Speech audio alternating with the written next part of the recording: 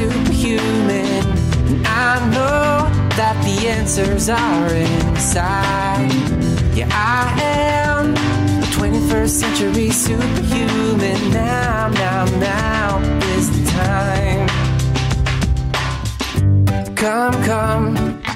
Come on everyone, let's celebrate. We are the children of the sun.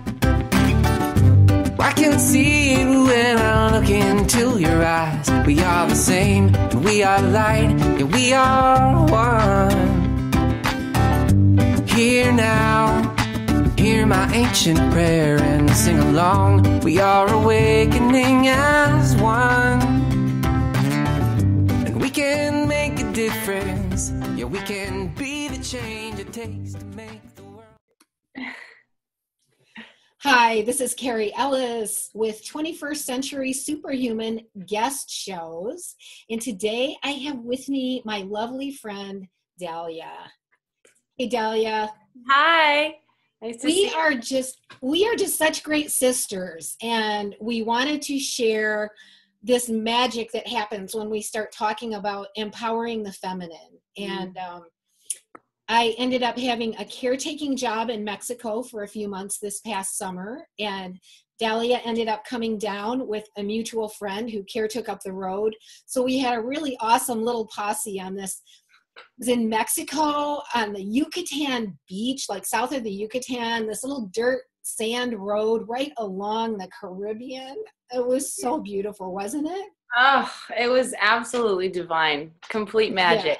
Yeah, absolutely. And we met up and we just got to be sisters and just have had such great conversations. And we just decided that this is really something we want to share with others.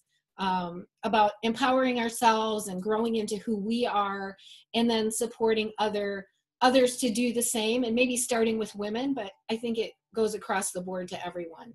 Yeah, it definitely goes across the board to everyone. I think that being grounded in who you are and what your uniqueness is what it's about. And learning to just be in the play of this game of life and enjoying it. Yeah. Chills. You say that, getting goosebumps. Yep. Because that's what I think all of us during that time in Mexico, we had a few months down there, and I think we were all really getting to kind of cleanse ourselves of old stuff and kind of deepen our journeys. And I think it just kind of helped us wake up to a greater level, don't you? Yeah, I agree. I know for myself, I completely connected to the ocean on a whole other level. Just, I mean, it was like constant cleansing and just seeing myself in everything. I mean, the beauty of this planet every day is just like, oh my gosh, I can't believe it, but it's here. It's really in front of my face. But just that, in the morning, I would get up and go and swim, and I would swim in the nude. And there was so much learning from just swimming in the nude that I received. Just realizing that when I put clothes on, I felt separate. I felt separate from the fish around me. And when I was swimming, there were fish that would recognize the colors in my dreads, and they would like kind of come around and check me out. Like, what is that little thing? You know, it was just like, That is so cool. Hold a couple of your dreads up. I love them. You taught me how to make those, and I have my own, but I don't have them on right now. Yeah, those are like dread extensions. We love those things. Yeah. I do a show about how to make those because I think they're such a magical, fun, sort of like, you know, body art kind of thing to do. Yeah, absolutely. And the cool thing about them too is that, you know, it's a devotion to have something like this that you hold in your hair all the time, and you have to really care for them. Kind of like mala beads or something, where it's a kind of connecting with the divine in ourselves, in the art in ourselves. Yeah, I actually like the idea of holding it like an avatar tail. Like, nice. It's like every time I look at it, it's so beautiful. I'm like, oh, that's the beauty that's in me and everyone else around me. And I can remember and be grounded in that oneness. And going back to the ocean, which brought me back into this feeling of oneness. It's like it's in everything when you have your eyes open to it. Yes, it is. So let's share a little bit about you, because you're such a magical, wonderful, sweet being. And I think, you're somebody who's gotten to grow up and tap in early to who you really are. And, I think you and I are from two different generations. And I think a lot of the women in my generation had to sort of like, we had to throw off a lot of old things. And we spent, some of our lives doing that. But I love the delight that you have in life and what you've been able to manifest in your own self-expression. And why don't you share with us a little bit about the tools that you've used to do that and how that's worked for you? Sure. Well, I grew up in a really large family, and I was homeschooled. I wasn't vaccinated. That's awesome. That's just so cool in and of itself. I'm so blessed. Like one layer of oppression you haven't had to work your way out of. Exactly. And because I was homeschooled, I was really able to live in my own flow from a really young age and not be held into the constructs of having to wake up at a certain time and go to school from this time to this time. And it was more of, okay, this is what my body needs. I'm going to sleep in a little bit more today, and then I'm going to work at my own pace. And because my mother is an artist, she let us all be in that form of art, however it wanted to express, which was huge for me. I mean, I've never had a 9-to-5 job ever in my life. It never even really occurred to me that was necessary for me to engage in abundance, basically. That's so awesome. And I think you got that element of what's emerging from inside of myself that wants to be expressed and wants to dance in life. And rather than, being conditioned by the old system that you have to do things a certain way, or you have to give rote answers that then sort of make us, that whole old way kind of suppresses that natural drive to creativity and I think our natural creativity literally connects us with our abundance. Absolutely. I mean, more especially recently, I mean, throughout my whole life, I've been feeling this, where I kind of fell into doing hair and makeup and wardrobe, and I've always loved making clothes. I mean, at one point, in high school, when I was in a small school, I went to this week-long program, and at the end of the program, they had everyone do like a talent show, and I was like, I like making clothes. So I did a runway show. It was like, it was so fun, and we got to engage with so many different people, but it was completely different. And it didn't even really occur to me that was a different thing to do, but I just did it because it was like, well, this is authentic and this is fun. So I'm going to sew some stuff and then bring it. How awesome. Yeah. What was the group you were with? Other homeschoolers? No, actually, I went to a small private school from 8th grade through my senior year. Right. And so that program was actually called California Girls State, which is really funny. It was a simulation of the government.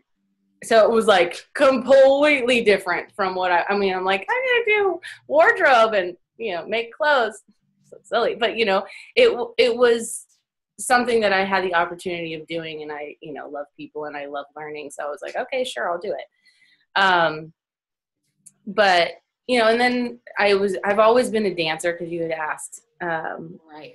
Other tools that I've received in helping me be balanced and really just flow through life and in an authentic way. And I've been dancing since I was a little kid. I mean, I remember dancing in the front room of my parents' house, and just completely losing myself in the bliss of movement. And I played sports a little bit, but I was really mostly into dancing. And I started pole dancing in my early 20s, and teaching Pilates, called manipulation, yoga, feminine movement, and meditation, really. And that completely changed my life. It was like drastic. Were you gonna ask something? We just flashed out a little bit the internet connection, of course, because we were talking about something very empowering. We got a little glitch there. So you were saying you kind of went from enjoying this flow of movement and you started pole dancing. Yeah, so I started. Can you just explain, in case people don't know what pole dancing is? A lot of people do, because it's starting to get to be popular, but Yeah. some won't know. So go ahead and just share with us what that is. Yeah, it's actually interesting because when I originally moved into taking my first class, I was a little bit I was excited about it, but there was like, oh man, what am I going to tell people? Because I'm going into this pole dancing thing. And I got there, and there was a candlelit room with beautiful music and sisters just like open arms. It was so beautiful. It was really a movement meditation. It was an activation of the body, understanding, really understanding our bodies. My body and all the other women in there were really getting to the point of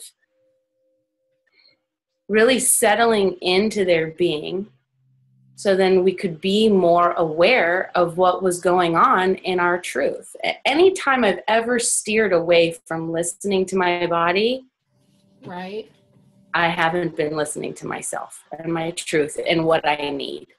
right. And that was really what I learned. It was obviously a body activation, really intense workout, if you will. But it's also a meditation. It's a form of expression. And when I did that for about 6 years, and then I decided that I wanted to share that and teach. And so I was teaching that and sexy Pilates, which is what they called it at the time, which is basically Pilates, yoga, feminine movement, and movement meditation, all groundwork. But that was what really settled me into cleaning out my system. I mean, I go ahead. Hold that thought, because I want to go into that, because we talk about moving stagnation out. We've had some great conversations about that. But I want to come back a little bit. I loved singing and dancing when I was a kid, but I was not encouraged. In fact, I was sort of discouraged.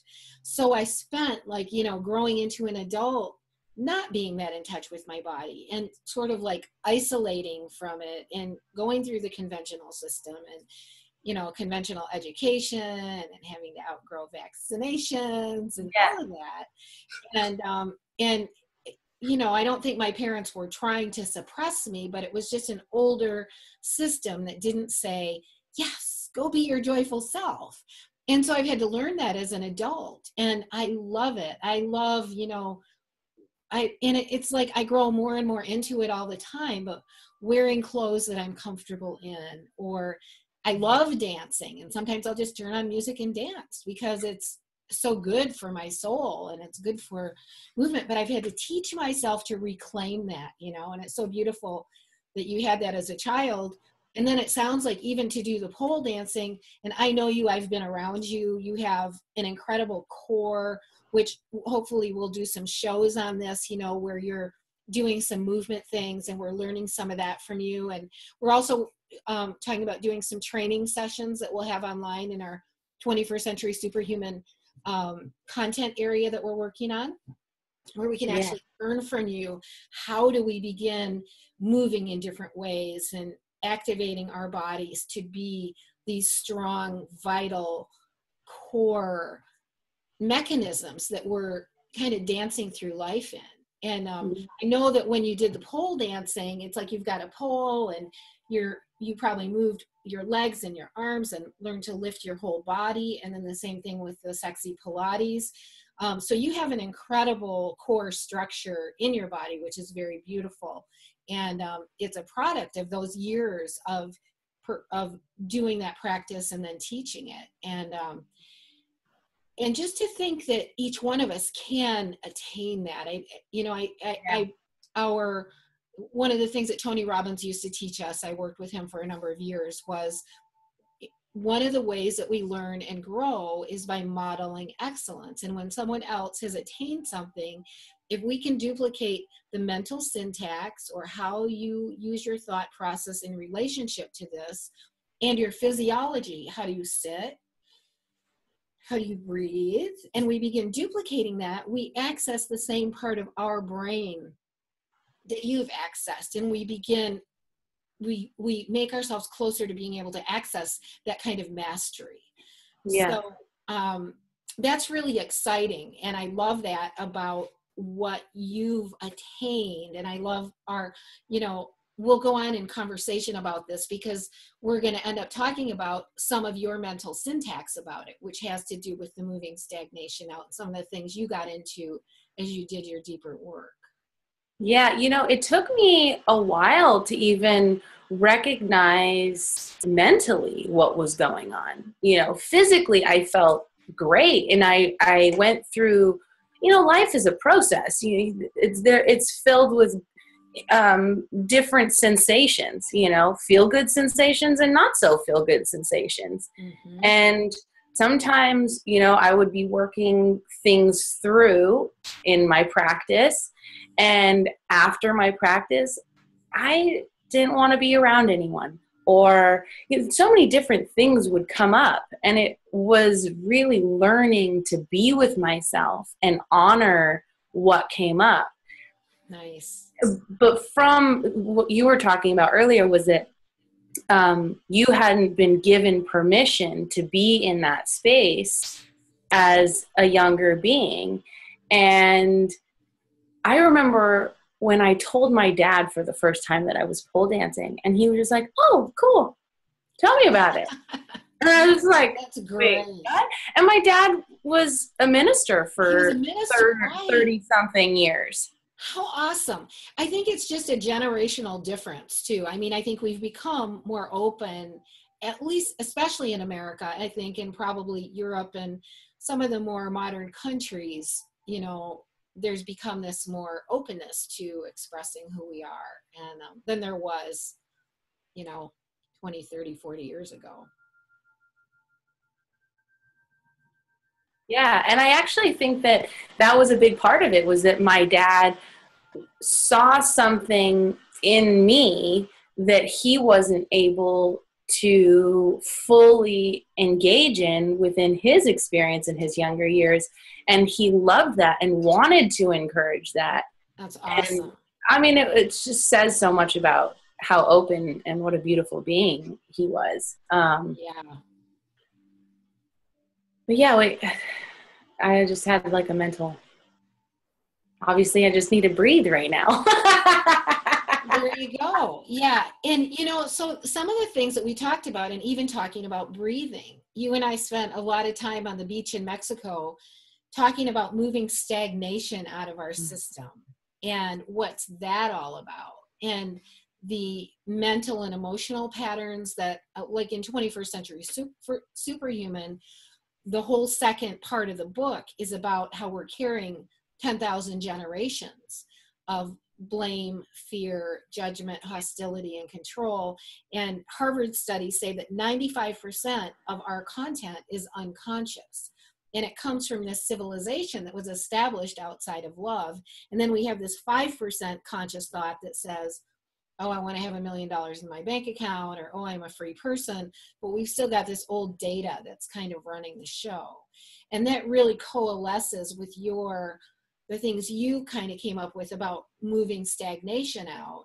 Because those mental, emotional patterns are definitely stored in the physical structure. Absolutely. There were times where I would be in class and I would move through something and I would feel a pain in my body.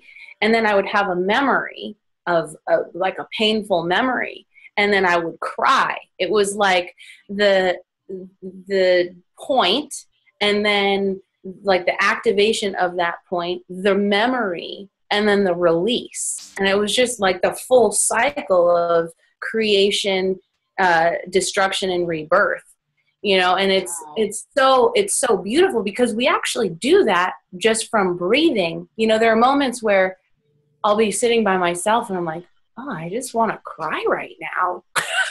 You know, things will come up, right? You know, and it's like, and that's something that we can talk further about, which is like receiving.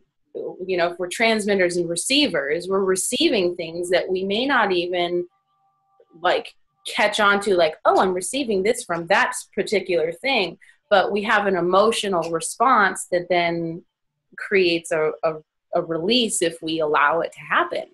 Yes, that's beautiful. You know what? I just realized I need to just run over and turn my oven off a second. Okay. And, I'll just blank myself out. And if you can go ahead and just keep talking about, and there goes the phone. I'll be right back, okay? And if you can keep talking about moving stagnation, and I'll come back in just a second. Yeah, for sure.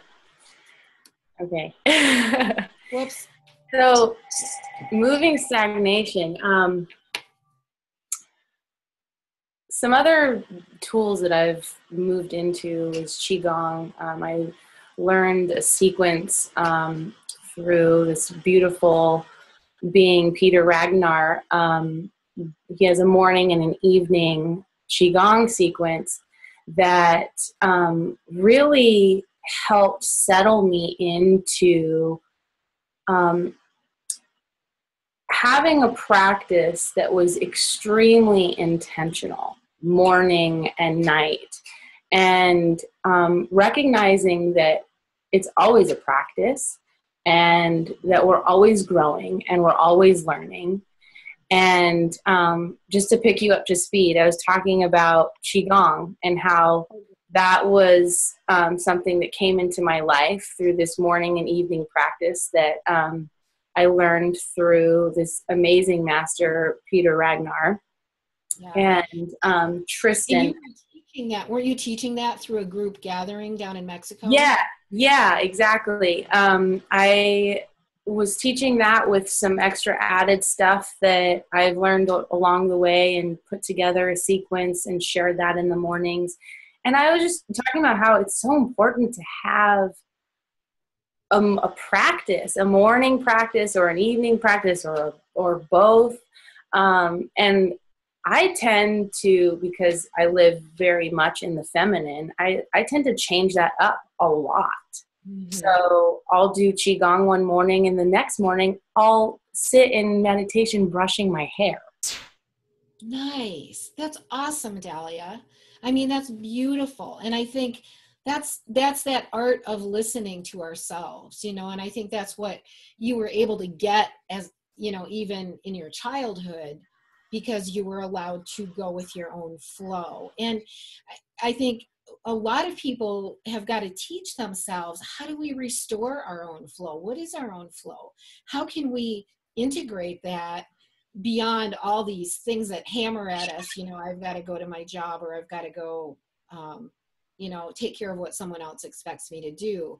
And how do we begin, finding the ways in our life to restore that flow of our own energy and our own inner work? Because I love having, Tony Robbins used to say, we should have rituals every day. And a ritual is like brushing your teeth.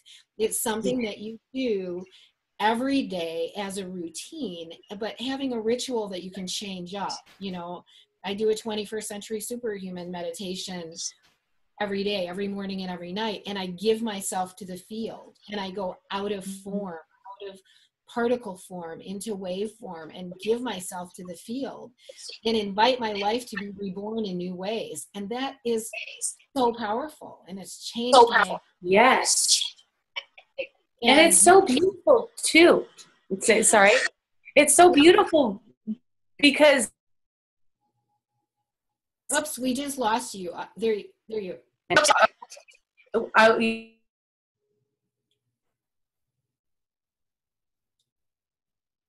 You're phasing out. You were saying that you in the morning. Can you hear me? Yes, go ahead. Internet connection is unstable. Yeah. The power is so strong. I know. It's true. When we start, and we talk about that in our Jedi, we start talking about things that shift the matrix literally shifts. Go ahead.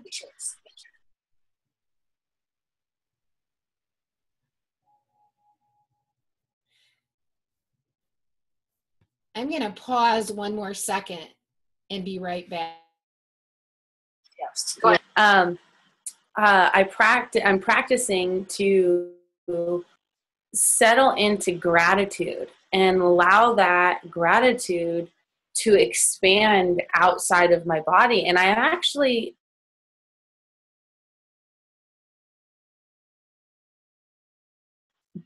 and sometimes it feels like a lower vibration.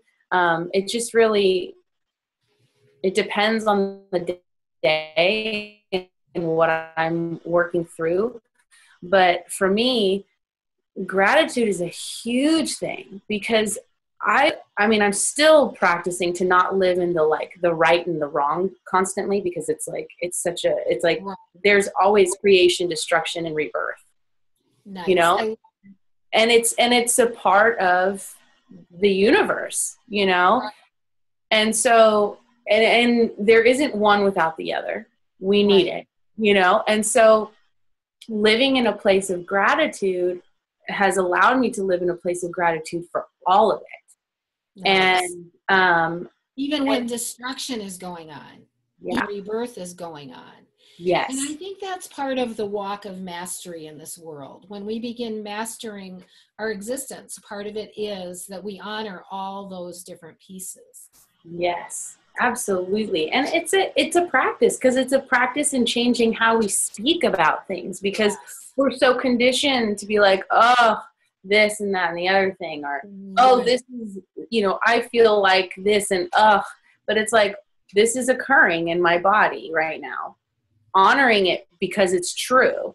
Right. One of my dear sisters, what does she call it? She calls it spiritual bypass. I love it. My dear sister Luna Love taught me that phrase, and I never heard about it. Isn't that incredible? It is awesome. Spiritual bypass. Right. Which, to me, how I understand it is that when an emotion arises, and I've done this before, where it's like something's happening and I recognize my part in it. So then I'm like, oh, well, it's not a big deal. But then I'm bypassing its occurrence by not fully honoring its movement in my body. So just saying, wow, my body I feel a blockage in my heart in this moment. I'm honoring it. It's still occurring. I have full responsibility. I can take full responsibility for that blockage in one way or another, right? But by not honoring it, it's still there. By saying, wow, I feel a blockage in my body. And that's one of the biggest secrets to deep inner healing, is to be able to go into what we're feeling, to be able to go into the pain. Because I think our modern culture has taught us avoidance. How do you avoid the pain? You avoid it. We can avoid it with anger. We can avoid it with being busy. We can avoid it with drugs and alcohol and food, which are kind of the obvious ones, or we can avoid it with just denial. And so instead, what you're talking about is being present in each phase of what is going on, acknowledging it, and then asking yourself how to dance with it, like the breathing. Yeah, exactly. How to dance with it, because life is a dance. It's a play. It is. It was something that we had talked about before was, going out and like what we wear, how we adorn these bodies that we get to move through. And, it's like sometimes there have been times where I'll put something on and be like, oh my gosh, is this too much? Am I going to get too much attention? It's like, wait a minute. I'm playing. Right. And it's fun. Right. And if it bothers somebody, then it does that. You can't please everybody all the time, but being honest with yourself and being in that play and that dance of life makes things way more interesting. It does. Way more interesting. And I think learning to be comfortable in our own skin is probably, I know for me of the last few years, it's been my biggest lesson. Like, can I do this because I really want to do it? And can I say this because this is the truth for me?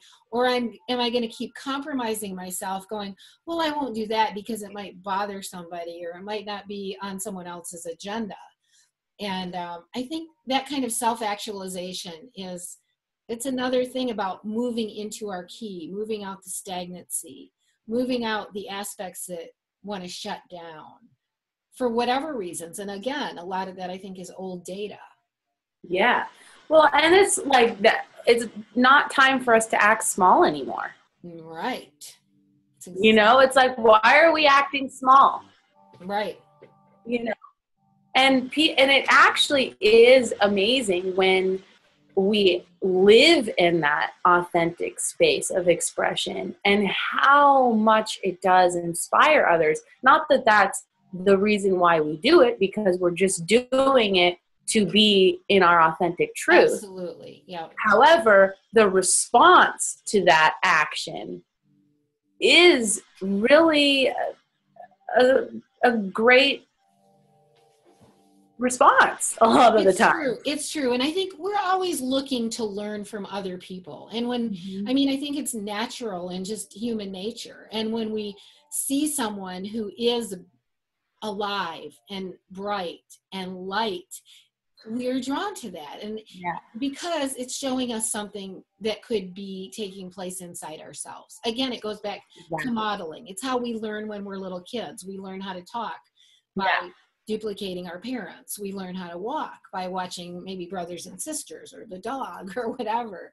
And we learn how to brighten up and become more authentic when we see another person who's authentic. And so it is a great gift. I think the great gift. Go ahead. What was that?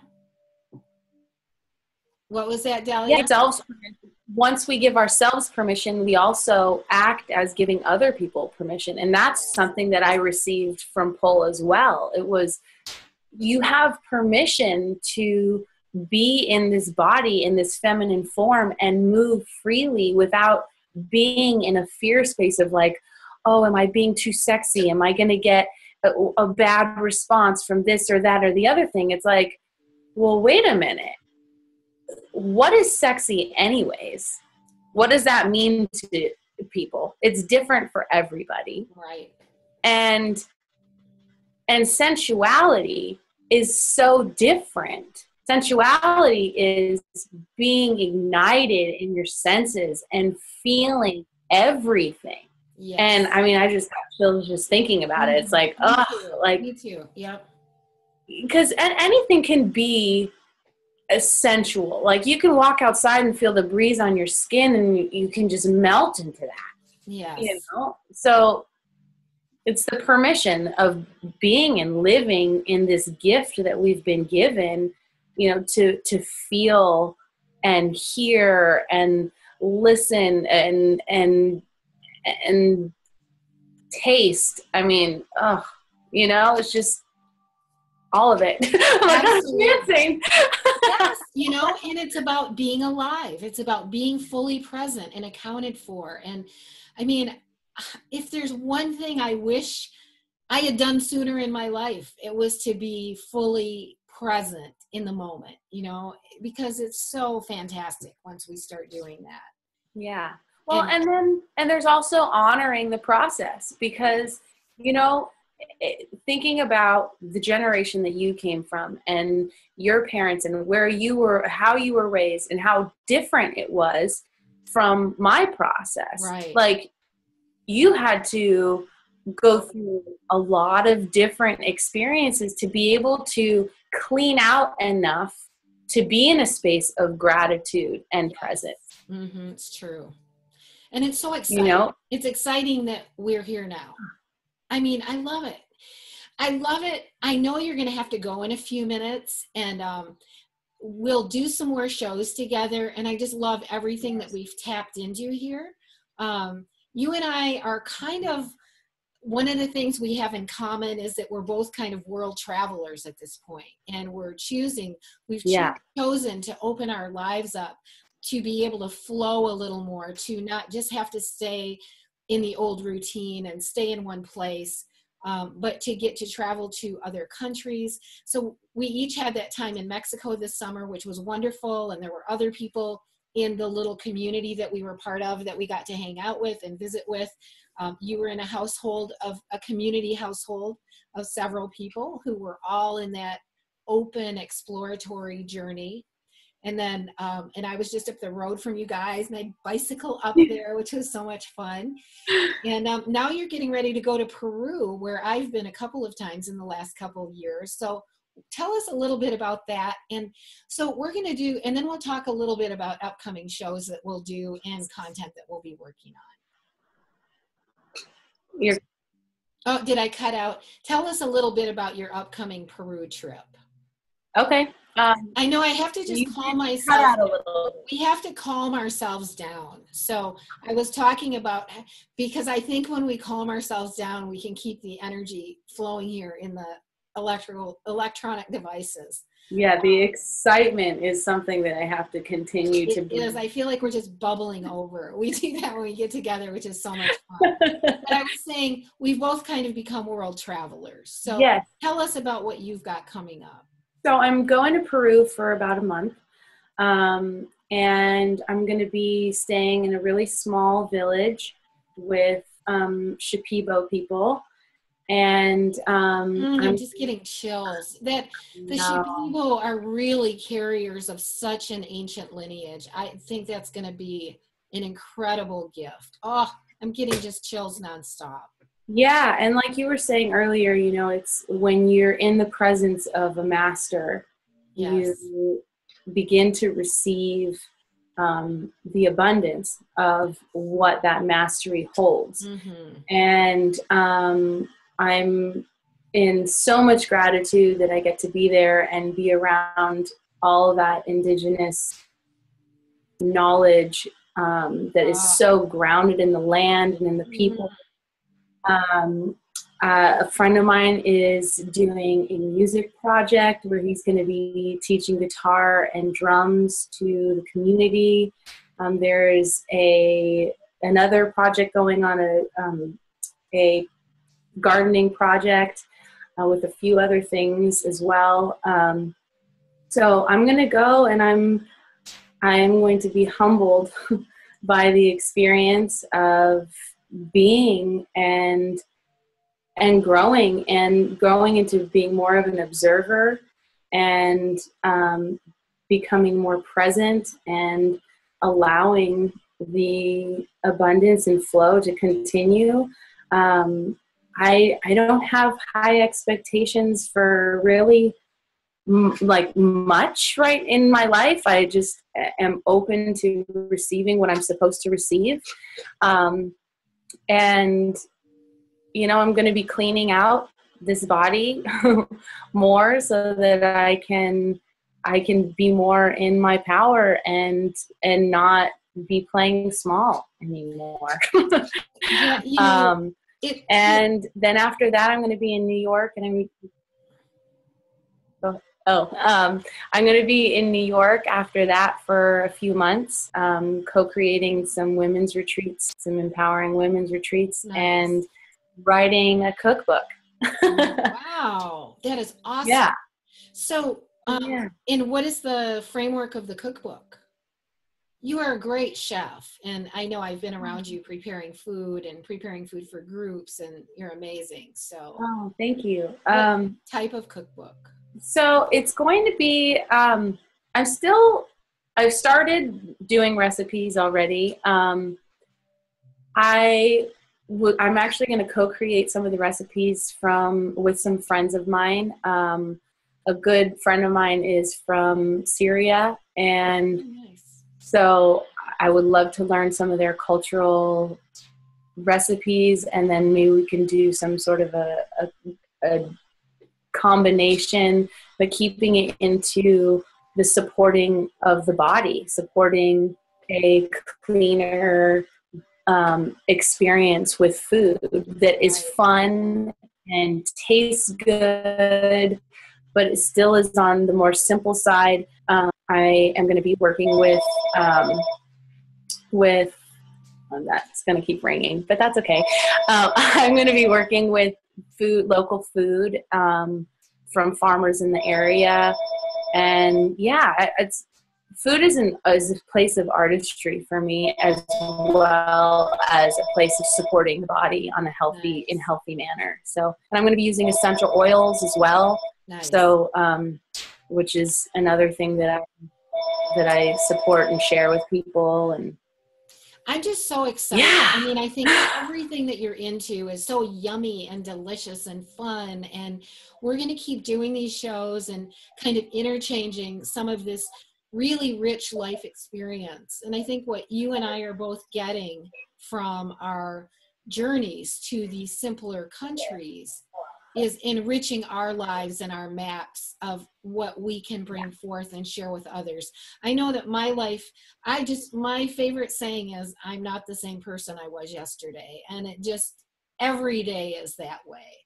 And these journeys to these simpler countries have broadened and enriched my maps of my understanding of life and the world, and deepening my experience. And I know it has for you as well. And then we come back enriched, and to be able to share more multidimensionally these lifestyle habits and ways of living that help raise our frequency so that we can be more resonant beings in this life. And that's just so exciting.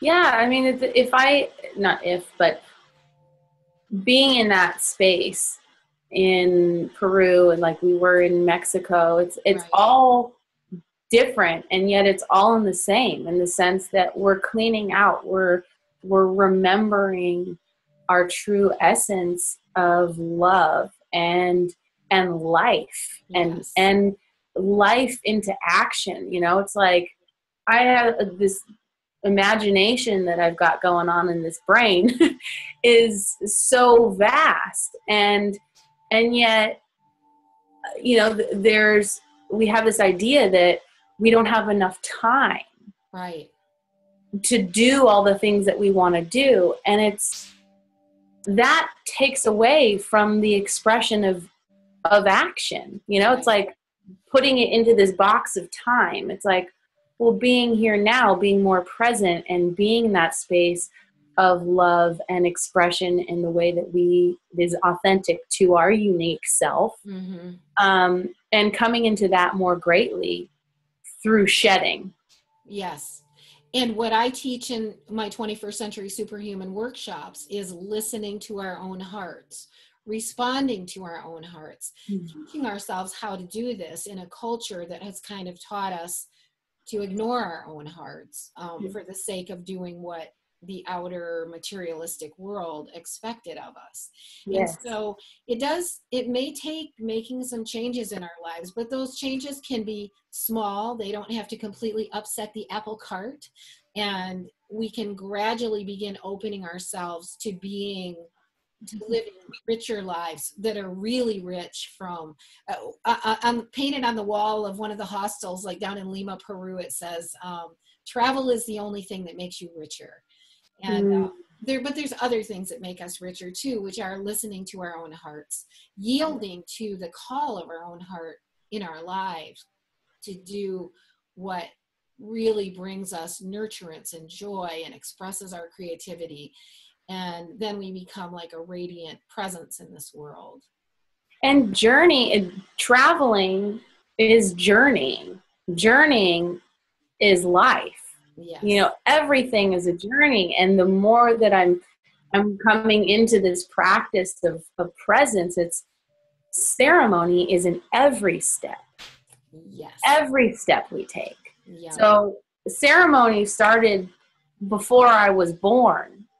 Nice. You know, it's like and when we forget, that's when we're like, ah. And then when we remember, it's like, oh, yes, you trust this flow of this moment, and not have a space, be in a space of worry of not having enough time, or is this good enough, or this or that or the other thing. The real question is, am I putting my love and heart into, and being my love and my heart in this moment now? Absolutely. I think let's call that a wrap. And let's just yeah.